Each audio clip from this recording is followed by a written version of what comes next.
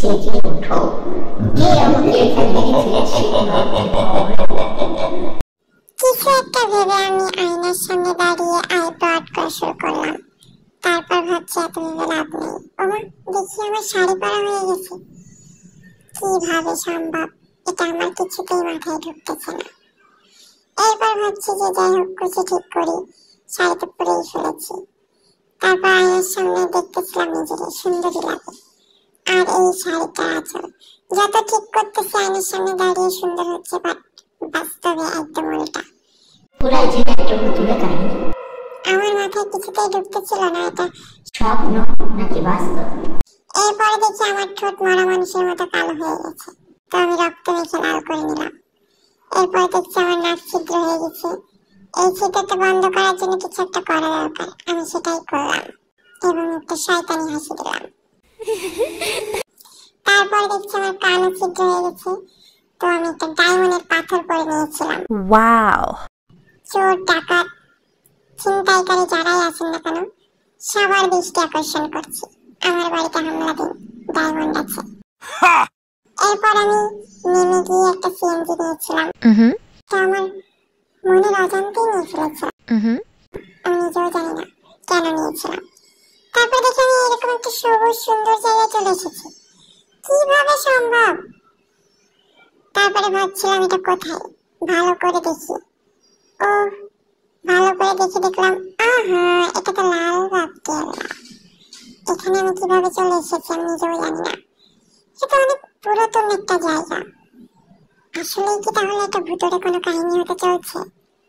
আমাকে কেন এনেছে, কে এনেছে, এই সবই এখন আমাকে খুঁজে বের করতে হবে। এসব ভাবতে ভাবতে আমি দেখছি সামনে অনেক ফুল গাছ, অনেক সুন্দর লাগছে। ওমা, তারপরে দেখি কিছু মাজার। মানে নিশ্চিত আমি এবার আমাকে কোনো একটা ভূতেই টেনে এনেছে এখানে। এখানে নাকি পরিবেবীর মাজার। আমি যদিও ইতিহাস কিছুই জানি না, তাই আমি ইতিহাসের দিকে আগাচ্ছি না। আমি ভয় না পেয়ে কাছে গিয়ে ছবি তোলা শুরু করলাম এবং ভিডিও করতেছিলাম। আমার তো ভয় পাওয়ার কথা, আমি তো ভূত অনেক ভয় পাই। কিন্তু না, এটার মাঝে কোনো রহস্য আছে, সেটাই আমাকে এখন খুঁজে বের করতে হবে। ভিডিও করা চলবে না। বের হয়ে পড়লাম, আর ওই যে বিল্ডিংটা বারবার আমাকে টানছে। তারপর আমি ভূতগুলোকে খোঁজার জন্য যাচ্ছিলাম। সমস্ত গাছপালা স্পর্শ করে দেখতেছিলাম কোথায় তার অবস্থান। এদিকে ফুলগুলো অনেক সুন্দরভাবে ফুটেছে। তারপর আমি হেঁটে হেঁটে যাচ্ছি, এদিকে একদল পাখি উড়ে যাচ্ছিল, ওরা আমাকে দিক নির্দেশন করতেছিল। তারপর আমি গাছগুলোকে ছুঁয়ে দিলাম আর জেগে ওঠো, কে আমাকে এখানে রেখেছে।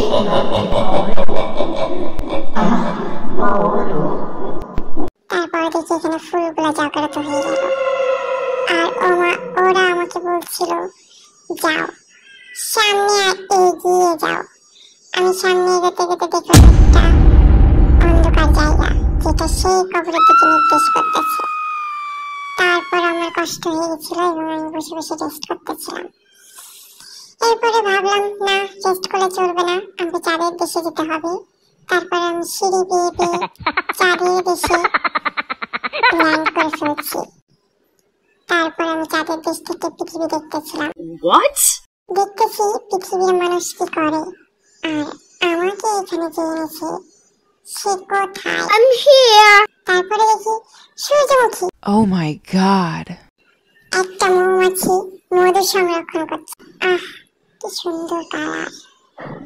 না, এটা ভাবলে চলবে না, আমাকে আসল রহস্য খুঁজে বের করতে হবে। আসল রহস্য খুঁজতে খুঁজতে আমি খুবই ক্লান্ত এবং কোনো কিছুই না পেয়ে আমি খুবই হতাশ। তারপরে হতাশ হতাশ আর হতাশ। সেই বিল্ডিং এর কাছে এসেও কিছু পেলাম না। আমি হাঁটাহাঁটি শুরু করছিলাম হন্তদন্ত হয়ে। এরপরে আমাকে মনে পড়লো, আমার যাকে খোঁজার কথা, আমি যাকে খুঁজতেছি সেটা আমার ক্যামেরাম্যান। তাকে খুঁজে আমার এত লাভ কি, সেটা আমার সাথেই আছে। অবশেষে আমি আমার সমস্যা সমাধান করলাম এবং বাড়ির থেকে রওনা হলাম একটি ফুল নিয়ে। এই ঘোড়ার গাড়িতে করে আসবো ভেবেছিলাম, কিন্তু তার হলো না। আমি রিক্সা গাড়িতে করে বাড়ির দিকে রওনা দিলাম।